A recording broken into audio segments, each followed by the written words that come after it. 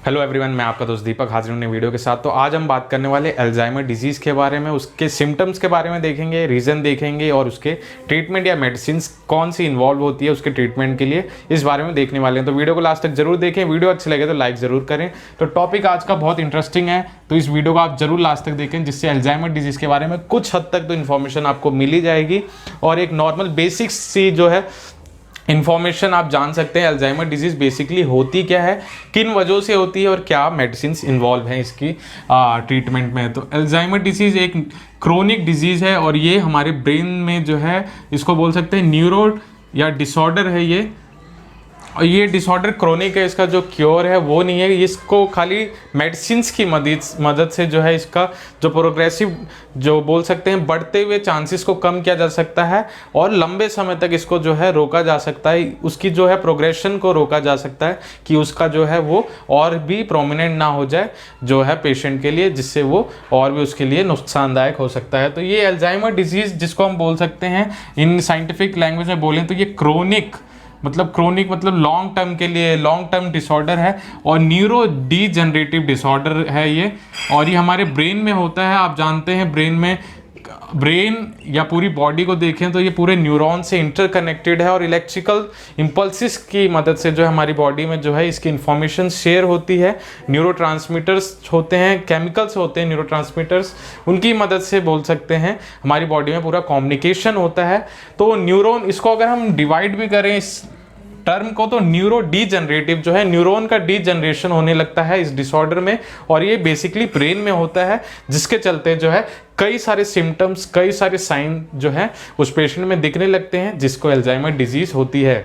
Basically ये prominent बोले या more risky in older ages की कंडीशन में है। आफ्टर 60 या 65 प्लस की एज में जो है ये ज़्यादा देखा जाता है। अल्जाइमर डिजीज से जो पेशेंट है वो काफ़ी ज़्यादा बोल सकते हैं इम्पैक्ट होता है उन पेशेंट्स पे, क्योंकि ये ओल्ड एज रिलेटेड है। किसी को भी हो सकता है मगर मोस्ट फ्रिक्वेंटली इसको हमें जो ओल्ड एज है उसमें देखने को मिलता है। तो इसके सिम्टम्स की बात करें तो क्या क्या सिम्टम्स इन्वॉल्व होते हैं अल्जाइमर डिजीज में।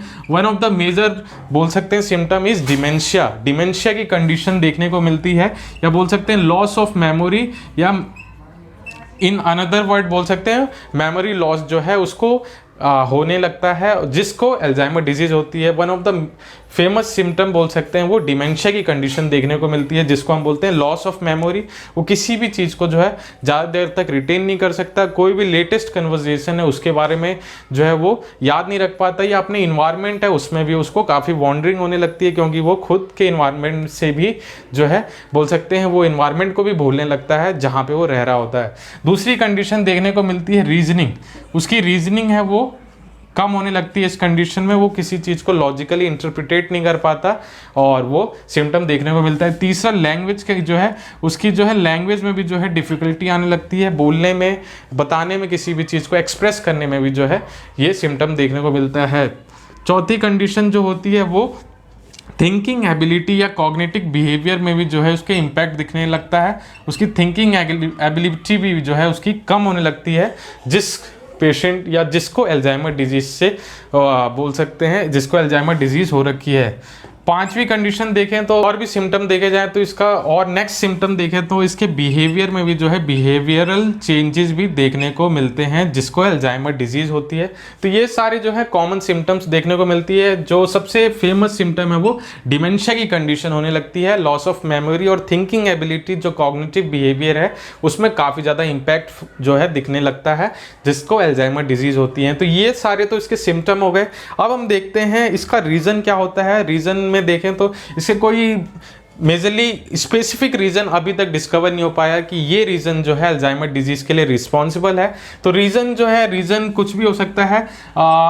सबसे बड़ा रीज़न जो होता है ये इन्वायरमेंटल रीज़न आप हर एक डिजीज़ में जो है एज अ कॉमन बोल सकते हैं, क्योंकि इन्वायरमेंट का किसी भी डिजीज़ या डिसऑर्डर होने में काफ़ी ज़्यादा इम्पैक्ट होता है। तो सबसे पहले इन्वायरमेंट, फिर उसकी लाइफस्टाइल जो है लाइफस्टाइल कैसी है, इससे भी जो है कई सारी चीज़ें जो हैं बॉडी में जनरेट होने लगती हैं। तो लाइफस्टाइल एक कंडीशन है, या तीसरा पॉइंट बोल सकते हैं जेनेटिक भी जो है कंडीशन देखने को मिल सकती है। जो जीन है उसमें म्यूटेशन या जीन में कुछ ऐसी जो है जीन खुद को इंटरप्रिटेट ना कर पाए, जिस जीन से वो चीज़ होने वाली है उस कंडीशन से भी ये सारी जो है रीजंस हो सकते हैं अल्जाइमर डिजीज़ के। इसके अलावा भी जो है जो ऑप्शन अभी ये फुल्ली अंडरस्टूड नहीं है, तो ये एक रीज़न स्पेसिफिक नहीं है कि इन्हीं रीज़न से होगा, मगर ये सारे रीज़न हो सकते हैं अल्जाइमर डिजीज़ के लिए। अब जो मेन रीज़न है उस रीज़न में जाएं, स्पेसिफिकली बोलें, साइंटिफिकली बोलें तो जो है हमारी प्रोटीन के क्लम्प्स बनने लगते हैं, जिसकी वजह से जो है हमारी ब्रेन सेल्स हैं या न्यूरॉन है वो डिस्ट्रॉय या डैमेज होने लगती हैं। तो दो तरीके के क्लम्प्स होते हैं जो प्रोटीन के बनने लगते हैं हमारी ब्रेन में, और इसके चलते भी जो है अल्जाइमर डिजीज़ होती है, जिसको हम बोलते हैं प्लेग कंडीशन, जो है प्लेग की कंडीशन हो जाती है, या जो बोलते हैं टेंगल्स की कंडीशन। या इसमें दो प्रोटीन जो है इन्वॉल्व होते हैं प्लेग या टेंगल्स में। प्लेग में जो है बीटा एमिलॉइड्स जो होती है, ये एक तरीके का प्रोटीन है। ये क्या होते हैं, ये हमारे ब्रेन में क्लम्प्स बनाने लगते हैं, और इस क्लम्प्स से जो है हमारी न्यूरॉन्स हैं वो डीजनरेट होने लगती है, या उनकी जो है डेथ होने लगती है, और कम्युनिकेशन नहीं हो पाता। और कम्युनिकेशन जब नहीं हो पाएगा एक न्यूरॉन से दूसरे न्यूरॉन में, तो उसकी क्या जो सिम्टम्स आप देखते हैं ये सारे सिम्टम्स, और हमारे ओवरऑल फंक्शनिंग में काफ़ी ज़्यादा जो है परेशानियां आने लगती हैं। दूसरा जो है टेंगल्स, या इसमें टो प्रोटीन जो है वो इन्वॉल्व होता है, और इसके चलते भी जो है ब्रेन के न्यूरॉन्स जो हैं वो डेड होने लगते हैं, और फिर अल्टीमेटली जो है अल्जाइमर डिजीज़ का वो या डिसऑर्डर का जो है रूप ले लेता है। तो ये जो रीज़न है, ये प्रोटीन की वजह से जो है ये सारी कंडीशंस पैदा होती हैं। इनके क्लम्प्स बनने से जो है हमारे जो न्यूरॉन्स हैं वो डिस्ट्रॉय होने लगते हैं। तो हमने देख लिया सिम्टम्स और रीजंस। अब बात करते हैं इसके ट्रीटमेंट में। तो ट्रीटमेंट में कौन कौन सी बेसिकली मेडिसिन यूज़ की जाती है। ये कंडीशन क्यूरेबल तो नहीं है, तो मेडिसिन से जो है इसकी बोल सकते हैं इफेक्टिवनेस है, जो इसका रूप है उसको जो है हम डिक्लाइन या कम कर सकते हैं, जिससे वो लॉन्ग टर्म तक पेशेंट को उतना जो है प्रॉब्लम ना दे, या उस चीज़ को सस्टेन जो है उस प्रॉब्लम को ज़्यादा वो प्रोग्रेसिव ना हो जाए, बढ़े ना। ट्रीटमेंट के बारे में, तो ट्रीटमेंट क्या है बेसिकली, ये क्यूरेबल तो है नहीं, मगर ये क्रोनिक भी है, क्यूरेबल भी नहीं है। तो मगर इसके प्रोग्रेशन को जो है प्रोग्रेसिव कितनी है इसको हम बोल सकते हैं डिक्रीज़ कर सकते हैं, कि ये लॉन्ग टर्म तक जो है पेशेंट को इम्पैक्ट ना करे, और या लॉन्ग टर्म तक जो इसके इम्पैक्ट है उनको कम किया जा सके।